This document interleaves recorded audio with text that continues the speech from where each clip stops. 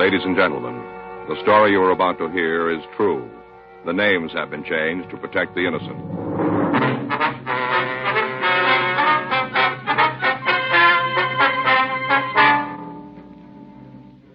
You're a detective sergeant. You're assigned a robbery detail. You get a call from an officer in another division. He's come across some information about a robbery. Your job? Check it out.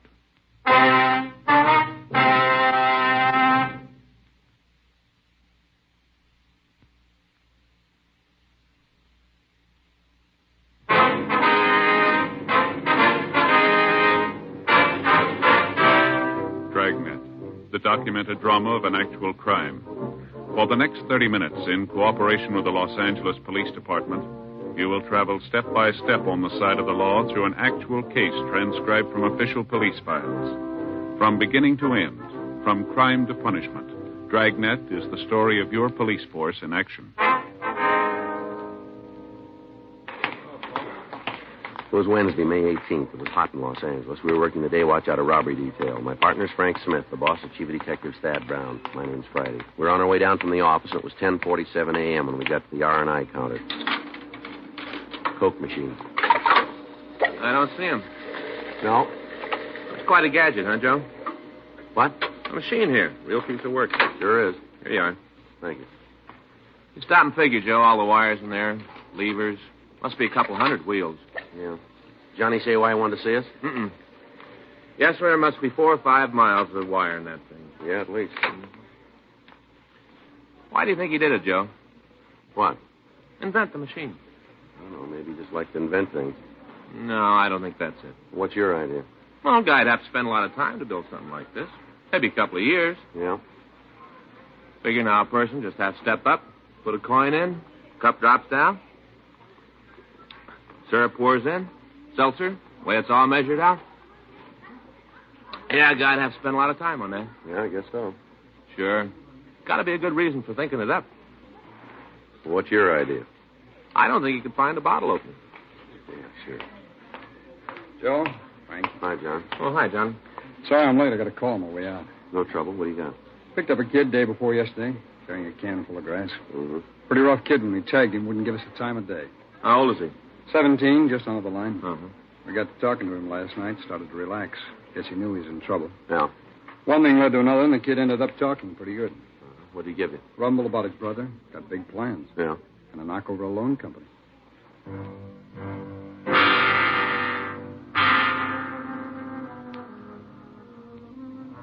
Captain Powers, Frank, and I left the city hall, drove over to Georgia Street Juvenile. We had the suspect brought to one of the interview rooms. All right, sit down, Homer. Homer, this is Sergeant Friday and Officer Smith. They want to talk to you. Joe, Frank, it's Homer Rankin. Oh, yeah. Hi, Sam. What do you want? Well, I told them what you said about your brother, Homer. They'd like to go over it with you. That's a lousy deal. What do you mean by that, son? Stinks, that's what I mean. What I told you wasn't supposed to be broadcast. I'm just trying to help you out, kid. Yeah, where's your shovel? Word leaks I turn fink and the services will be real nice. You're all invited. Look, boy, you're not going to help yourself by acting like this, and you're not going to do your brother any good either. You tell me all about it, huh? What are you trying to build, Homer? What do you want? Leave me alone. We can't do that, you know it. Try. Look, Homer, you're in trouble. Why make it any worse, huh? You got me for possession, that's all. You ain't going to make any more out of it. All right, let's go. Come on, kid. Where to now? The basement for the rubber hose, huh? Going back to your cell. Good. I didn't sleep good last night. Maybe I can get some sack time. You better do it while you can. What's that supposed to mean? By the time the court gets through with you, you're not going to feel like sleeping, I'm afraid. What do you do? Hmm? Where you work? What's your job around here? Robbery. Big guys, huh? No. Sure, I heard about you fellas. Big-time operators. Guess I should feel pretty good you come to see me. How do you figure that? Well, you don't waste your time on small-time stuff. Well, you better take another look. Huh? We did this morning.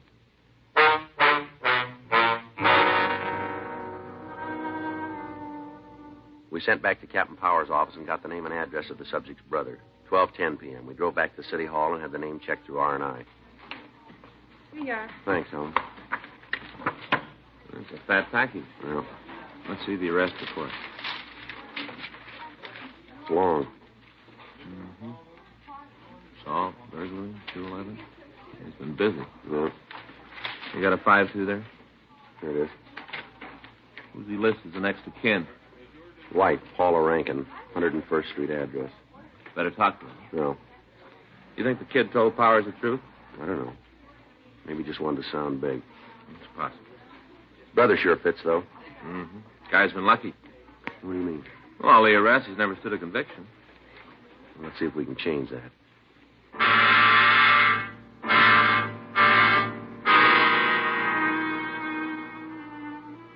We got a copy of the suspect's mug shot, and we went out to see his wife. She lived in one of the new housing projects on the south side of the city. Yeah, Ms. Rankin? that's right. Police officers, we'd like to talk to you. Well, I don't know anything about the marijuana. Kid got it someplace. It's his problem. I got enough of my own. We'd like to talk to you about your husband. Tim, That's right. come on in. Thank you. Want to sit down? Thanks. This is my partner, Frank Smith. My name's Friday. Yeah. Now, what's the beef about Tim? Is he here? No. You know where he is? No, I don't. When'd you see him last? A couple of days ago. Is he out of town? I don't know. Couldn't care any less. Do you have any idea where we can get in touch with him? Listen, mister, if I knew, you'd have it. I got nothing to save him from. As far as I'm concerned, he can boil. Is that so? Yeah. Since the day I met him, I've been carrying the economy size of trouble. Week goes by and he ain't pinched. It's a cause to get arrested for shooting off skyrockets. No. Always something. I'm tired of it. And I'm through with him. Never see him again. I ain't going to cry about it. You got any other relatives in town? Just the J.D. Ma'am? The kid, Homer. It's the only one. Boy lives here, is that right? He's got a bed. Don't use it much, like his brother. All the time out trying to get himself hung up. Never seen such a trouble family. Mm-hmm. Any place your husband might go? I told you before, if there is, I don't know about it. Does he have a job? Tim? Yes, ma'am. Honey, if you got paid for goofing, Tim could retire. Only thing wrong is he ain't got nothing to retire from. He doesn't have a job. That's the general idea, yeah. Where's he spend his time? Ain't around here. Well, where, do you know? I don't know. Guess it'd be the hot dog stand. A couple of times when I needed some money, I caught up with him there. Where's the place? Down on 114th, a couple of blocks over. You can't miss it. It's one of those all-night places. Your husband have any close friends? And what do you mean, close? Well, people he'd spend time with. Yeah, a couple of guys fit that. You know their names? No. You ever seen them? Yeah. One of them was here once. I saw him. Can you give us a name? No, I don't remember. Me and Tim had a beef about it. I came home and found him and this bum crocked on beer. Had a beef about it and ended up with both of them leaving. Can you describe the man for us? He's a man. Got a head, 2 arms, 2 legs. That's all you can tell us? Yeah. All right. Thanks for the time. Don't worry about it. It's free. Mm-hmm. I'm going to leave you a card. If you hear from your husband, we'd appreciate a call. Sure. Well, don't hold your breath. Isn't likely he'll come back this time. All right. Can you tell me what it's about? It's a police matter. It'd be better if we talked to him personally. Can I get you anything? Drink, maybe? No, thanks. No, thanks. Too bad. Sometime when you're in the neighborhood, you know, not working, drop in. I'll pour you a drink. Yeah, sure. No, I mean it.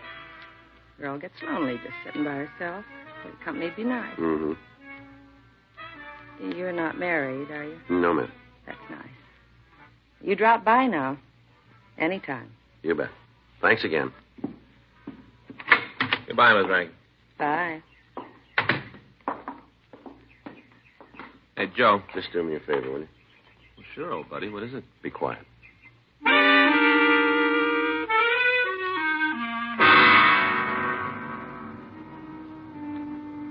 We checked with the neighbors, and they verified Ms. Rankin's story about her husband's absence. None of them were able to tell us where he might have gone. Other than saying that the Rankins fought constantly, they were not able to give us any new information. 2:15 p.m. We drove down to the hot dog stand on 114th. There was no one at the counter who looked like the suspect, Tim Rankin. Yeah, what'll it be? Cup of coffee? Okay, how about you?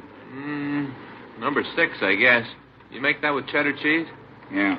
Okay, I'll have one of those. Glass of milk, too. Sure. You want your coffee now? Please. Hot. That's good. That's the way we like it. Oh, not the coffee, the sun. Oh, yeah. And paper says there's 91 Pacific Center. Uh-huh. Yeah, we should be doing more business than we are. Don't understand it, though. Is that right? Hey, you know, cold drinks. Hot day people all the time drinking something cold. Yeah. No offense. Well, that's all right. Malibu, be ready right away. Huh? That's what the number 6 is, Malamute. Oh. You seen Tim Rankin around this morning? Yeah, he was in about 10. You guys friends of his? We'd like to talk to him. He came in, had a cup of coffee with Shelley. Two of them left, I guess, about 10:30. Who was he with, you know? Shelley, Shelley Mitchell. Oh, yeah. Big buddies all the time together. You know where they went? No, I don't know, maybe over Shelley's. Does he live around here? Yeah, he's got a pad a couple blocks over. Hey, your dog ought to be ready.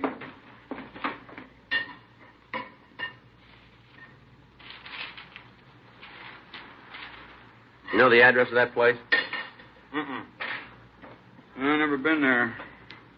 Heard the two of them talk about it, though. This guy Mitchell work? No, I don't think either one of them do. Mm-hmm. Want to leave your names? Guys come back, I'll tell them you're here. Well, it'd be better if you didn't say anything about it. Why not? We're police officers. Both of you? That's right. Sure never guessed it. Mm-hmm. Cops. Never would have known. You look just like anybody else. Mm-hmm. What are you after Tim and Shelley for? I bet it's a loan company job, huh? Huh? Is that it? What do you know about it? Oh, look, mister, I didn't have any part in the action. I just heard them talking. That's all? Yeah, gospel. I didn't even think they were serious. If I'd known they meant it, I'd have called the cops myself. I don't want to get mixed up in nothing like that. Not me. I ain't about to put my neck out. What'd they say about the job? Oh, just they're going to pull it. All the time I thought they were kidding, talking big. I sure never figured they'd really do it. What's the name of the company? Huh? That place they talked about, what's the name of it? Timely Loan Company over on Western. They say when they were going to make it? I talked about Monday afternoon. I guess they decided not to wait, though, huh? Yeah. Either one of them drive a car, do you know? Yeah, Shelley does. I don't think it's his, though. You ever seen it? Yeah, a couple times he's had it there. What kind of a car is it? Pontiac, 4-door.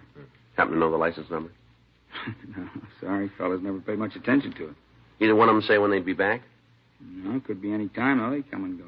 You know if this Mitchell's ever been arrested? I can't give you an answer. Never heard him talk about it. Mm-hmm. Oh, when they hit the place? What? When they robbed the loan company. I never read nothing about it. Papers haven't got it yet. Anybody hurt? Why do you ask that? Oh, kind of figures, that's all. Yeah? Sure, I know one thing for sure. I wouldn't want to get in Shelley's way. The leg don't slow him down a bit. What do you mean? He's got a wooden leg, you know. Here, the right one. Told me once he got wounded in the war. Is that right? He still walks with a little limp, like this. Mm-hmm. I saw him tangle with a guy once, happened in the alley out in back. Yeah? He almost knocked the fella's head right off his shoulders. Real punch. Is that right? Yeah, that's why I asked if anybody been hurt. Shelley being like he is. Yeah. Of course, I guess he wouldn't hit anybody. Be no need for it. What do you mean? Well, he just wouldn't have to, that's all. Yeah. Both of them got guns.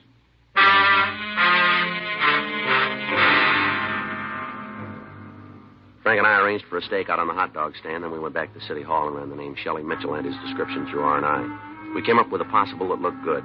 The mugshot was pulled and shown to the owner of the hot dog stand. He gave a positive identification. We contacted Army authorities and requested what information they could give us. Yes, sir, huh? When was it? I see. You have those numbers? Right. No, I haven't. All right, Lieutenant, thanks again. Friday. Michigan 5211. Extension 2511. No, it's 25. Right? Okay, many thanks.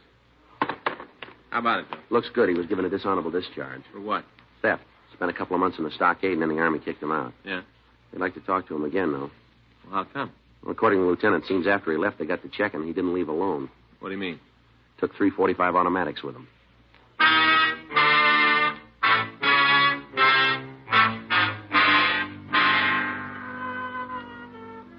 An immediate check was made at the last place listed in Mitchell's package, but he'd moved and left no forwarding address. Additional officers began to canvass the area where he was supposed to be living. Local broadcasts and APBs were gotten out on both suspects, and a stakeout was set up on Tim Rankin's home. That afternoon, we met with Captain Donahoe, and it was decided to put a stakeout on the loan company. 4:50 p.m. Frank and I were leaving the office to make the necessary arrangements. You got the mug? Yeah, we better get on it right away. Yeah. Hot shot.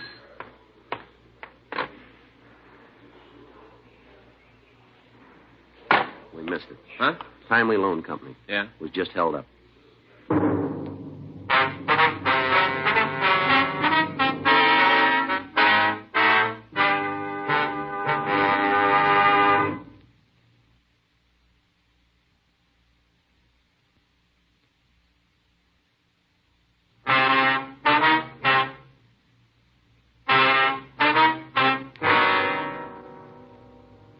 Frank and I left the office and drove out to the Timely Loan Company on Western Avenue. By the time we got there, a radio card answered the call, and the officers were checking the neighborhood. A broadcast had already been gotten out carrying their description. Frank and I talked with the manager, a Mr. Richard Conover. Is there anything we can do for you, sir? No. Why don't you take a look at some pictures and see if you can recognize the hold-up man? I have to? Well, it'll help us. All right. Here they are, sir. No, they're not here. You sure? I looked at them. You haven't got a picture. Would you mind going through them again? I'll be honest with you. I'd like to see you get the two men, but the money's insured. I'm not going to put my family on the block for it. I don't think I understand. It's just that I believe them, that's all. What do you mean? On the way out, they told me, said if I helped the police, they'd find out and make me sorry for it. Yeah. Said they'd get my family.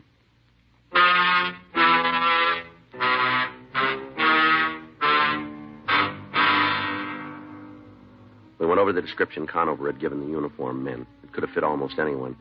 The crime lab came out and went over the offices of the loan company. They found nothing that would aid us. The people in the immediate vicinity were interviewed. None of them were able to give us a good description of the suspects. The victim, Richard Conover, was taken to the city hall where Frank and I talked to him for over an hour. 8:14 p.m. Now, Mr. Conover, we need your help. If we don't have it, our job's going to be 5 times as hard. I've told you I'm not going to put my family in jeopardy. Well, now, look, we'll put a policeman in your house. He'll be there 24 hours a day until we come up with the thieves. There'll be an officer with your children. Nobody's going to get near him. That's ridiculous. What do you mean? I'm not going to subject them to that kind of supervision. Well, then maybe you better take another look, Mr. Conover. There are 2 men in this city who've held you up. They've made threats on your life. Now, we don't blame you for being concerned, but this isn't going to help. Unless you go along with us, our hands are tied. There isn't anything we can do. Now, you've got no reason to believe that these men aren't going to try to get at you, even if you don't talk. You're the only one who can identify them. Pretty soon they're going to think about that, and then we won't be able to stop them. You and your family are in trouble now, whether you talk to us or not. All right, I'll tell you.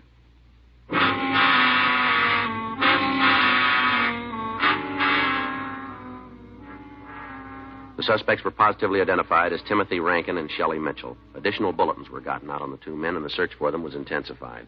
Officers were dispatched to Conover's home in the event that the 2 thieves tried to make good their threat. Rankin's brother was re-questioned at Georgia Street Juvenile, but either he couldn't or else he wouldn't aid us in apprehending the suspect. 11:30 that night, Frank and I were ready to leave the office. You sign the log, Joe? Yeah, let's go. I got it. Robbery Friday. Hello? Robbery Friday. Oh, yeah, Benson. Wait a minute. Give me that again, will you? Be right out. Benson and Stromwell. Yeah? They found the suspects.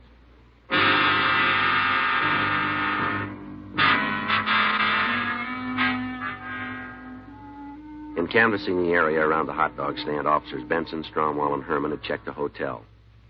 When the clerk was shown pictures of the suspects, he said the 2 men who looked like the pictures were staying in the place. However, when the rooms were checked at the suggestion of the manager, Rankin and Mitchell were not there. They staked out the room, and we were called. When Frank and I arrived, we took up our positions in the room while the other officers covered the entrances to the hotel. 4:15 a.m. We waited. What time you got? Wait a minute. Kind of hard to see without a light. 4:30. Well, the hats did a good job. Yeah, like finding a needle. Mm-hmm. You heard how Herman's coming with the books? I was talking to him the other day. Said he doesn't think he's ever going to make a lawyer. I guess it's rough with the hours he's got. Yeah, it works out, though. What do you mean? He told me that when he and Stromwell got a stakeout together, they'd ask each other questions. You know, try to study that way. Yeah, that's a hard way to do it. Right. Yeah.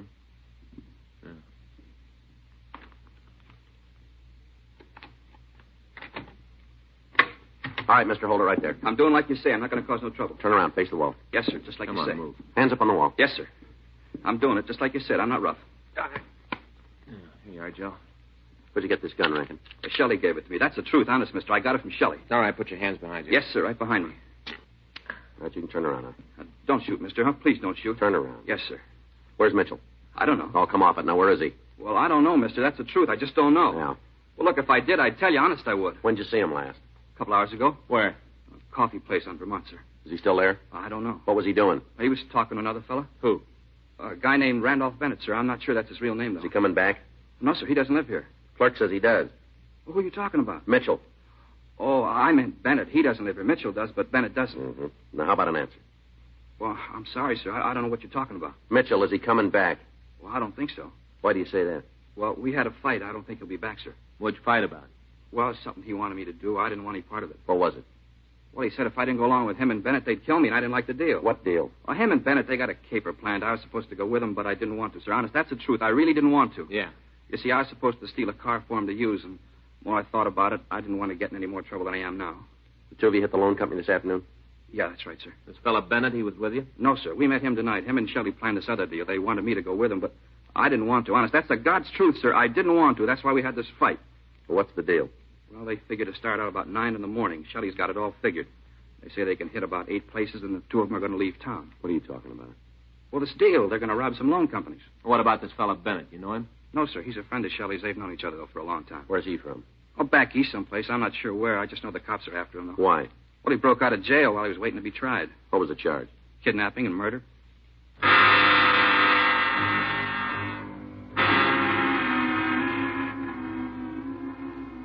We left the hotel room and picked up the other officers. We had Tim Rankin point out the coffee stand where he'd last seen Shelley Mitchell, and then we called a radio car and turned Rankin over to the uniformed men.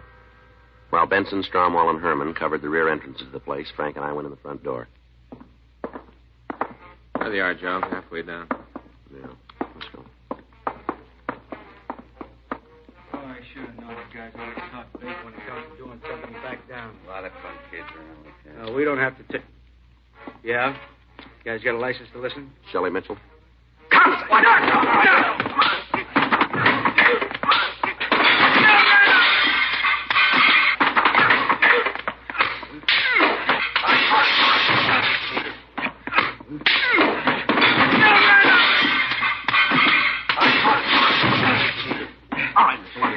on, get up. You okay, Joe? Yeah. What about Bennett? He's all right. Lousy cops. Lousy, rotten cops. Turn around. Give me your cuffs, will you, Joe? Here. Come on, turn around. I'll take care of Bennett. All right, Mitchell, turn around. All a stick of deals. All right, come on, move. How'd you get to me? Don't you worry about that. Rottenest, lousiest deal I ever heard of. Where'd you get this gun? I bought it. From the government, huh? Well, that's none of your business. All right, we'll go your way. Lousy 12 hours. 12 more hours you'd have missed us. This afternoon we'd have been on the way. You'd have never found us. Yeah, you really believe that, don't you? Oh, sure. We'd have gotten a start. You'd have been dead. Looking all around. Never found us. Yeah, just like now.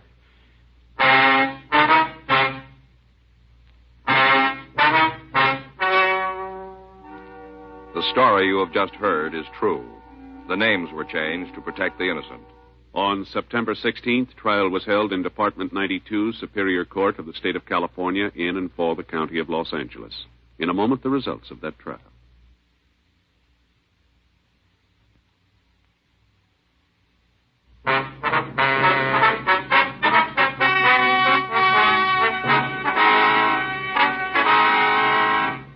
Homer Norman Rankin was referred to juvenile court and, after a hearing, was made a ward of the state. Timothy Alfred Rankin and Shelley Vincent Mitchell were tried and convicted of robbery in the first degree, 1 count. They received sentence as prescribed by law. Robbery in the first degree is punishable by imprisonment in the state penitentiary for a period of not less than 5 years. Randolph Bennett, alias James Virgil Nicholson, was held for New Jersey authorities to answer charges of murder, kidnapping, and escape.